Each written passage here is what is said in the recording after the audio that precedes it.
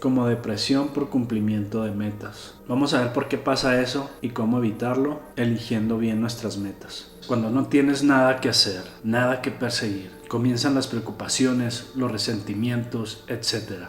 Por eso, constantemente estamos buscando con qué distraernos. Quizá este video es solamente otra distracción para ti, porque en cuanto no tenemos nada que hacer, nuestra mente se va. En uno de los estudios más famosos de la psicología, llamado A Wandering Mind is an Unhappy Mind, se encontró que nuestra mente divaga casi la mitad del día y que sin importar la actividad que estemos haciendo, si divagamos somos menos felices. El Default Mode Network, o creo que le llaman la red por defecto, es una parte del cerebro que se activa cuando no estamos trabajando en la persecución de metas. Y esto no se refiere solamente a grandes metas como graduarte o ganar el premio Nobel como yo, sino a obtener el lonche o conseguir unos nuevos zapatos. Es justamente una parte que se dedica a analizar nuestra relación con el ambiente. Nos compara, recuerda nuestras interacciones, nuestras fallas, las vergüenzas que pasamos, etc. Y de hecho, cuando practicamos mindfulness, aprendemos a parar esta parte. Entonces, perseguir la felicidad o la felicidad de perseguir. Esa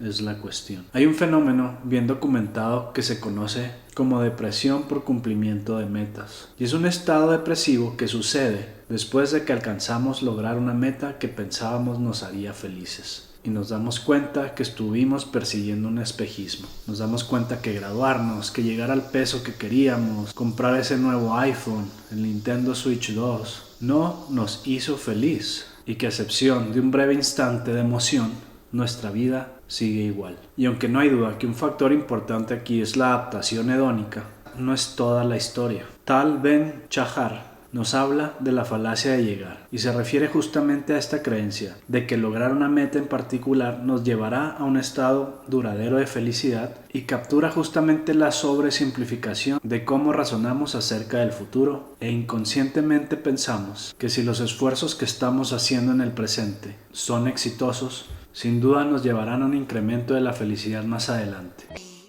Eso lo cambiaría todo. Pero no es tan simple. Como mencionamos al principio, a veces las metas son solo una distracción, las cuales usamos para fugarnos de la realidad del presente. E irónicamente, en lugar de acercarnos a la vida que queremos llevar, nos alejan, ya que después de un tiempo sí lo logramos, pero como dicen, ¿a qué costo? Por lo que es muy importante que las metas estén guiadas por valores, es decir, por lo que es verdaderamente importante para nosotros. Muchas veces perseguimos metas que nos impone la sociedad. Debo ser exitoso, debo graduarme, tener una familia, obtener 100,000 vistas, etcétera, etcétera. Y estas metas no tienen nada de malo. Al contrario, en el contexto correcto podrían ser muy buenas, pero solo si en verdad son guiadas por nuestros valores y no por expectativas. Y una pregunta útil que nos podemos hacer para saber si una meta es guiada por valores o simplemente por imposiciones es preguntarnos: si las demás personas no existieran o si a nadie le importara que consiga esta meta, ¿seguiría siendo importante para mí? Por ejemplo, si a mi papá no le importara que estudie medicina, ¿aún así lo haría? ¿O aún así trabajaría en la compañía, etcétera? Si la respuesta es no, es que estás haciendo algo no guiado por valores. Pero obviamente esto no significa que nunca vamos a hacer cosas que no nos gustan. No todos vamos a poder dedicarnos a nuestros sueños. Pero lo interesante de los valores es que son algo que podemos vivir siempre, sin importar las circunstancias, y nunca se acaban, a diferencia de una meta que cuando la alcanzas se termina.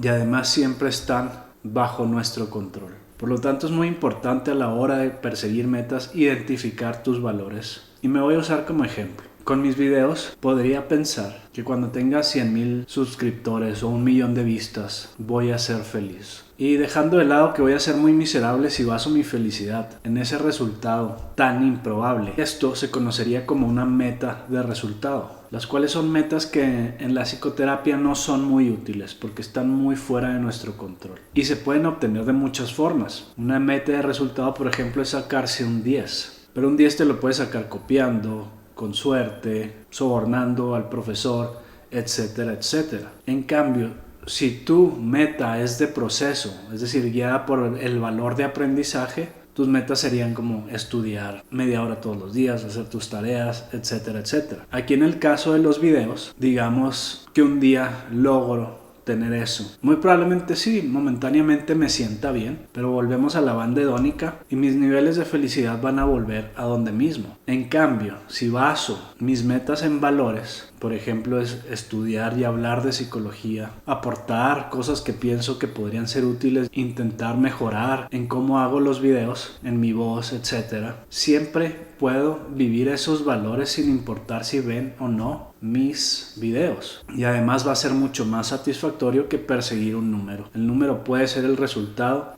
de yo enfocarme en ciertos valores. Como a veces el dinero viene de ser trabajador, de ser responsable, etcétera, no de perseguir el dinero en sí, de ofrecer algo bueno que las personas quieren. Por lo tanto, si no sabes cuáles son tus valores, algunos comunes son las relaciones, el autocrecimiento, el cuidado personal, ser curioso, ser honesto, aprender, lo que me lleva a lo que se conoce como acción comprometida, que son acciones al servicio de tus valores. Por ejemplo, un valor puede ser un buen padre. ¿Pero qué significa eso? ¿Cómo se materializa? Bueno, entonces aquí tendríamos que definir. Para vivir mi valor de ser un buen padre, me puedo poner metas de proceso, como por ejemplo, darle un abrazo a mi hijo o invitarlos al parque, aconsejarlos, etcétera, etcétera. No te asegura que tus hijos te van a querer, pero sin importar eso, tú puedes actuar en base a tus valores. Algo que se me hace un muy buen ejemplo es en los empleos.